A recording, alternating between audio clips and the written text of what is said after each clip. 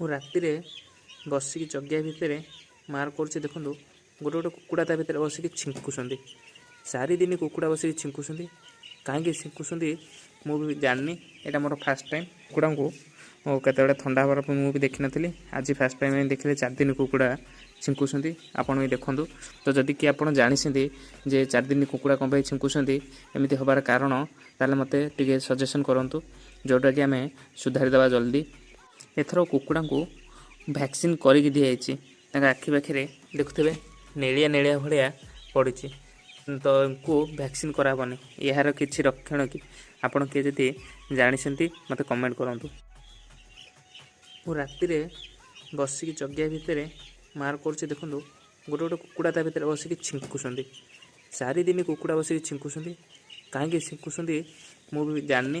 ଏଇଟା ମୋର first time. କୁକୁଡ଼ାଙ୍କୁ କେତେବେଳେ ଥଣ୍ଡା ହେବାର ମୁଁ ବି ଦେଖିନଥିଲି। ଆଜି ଫାର୍ଷ୍ଟ ଟାଇମ୍ ଦେଖିଲେ 4 ଦିନ କୁକୁଡ଼ା ଛିଙ୍କୁଛନ୍ତି। ଆପଣ ବି ଦେଖନ୍ତୁ।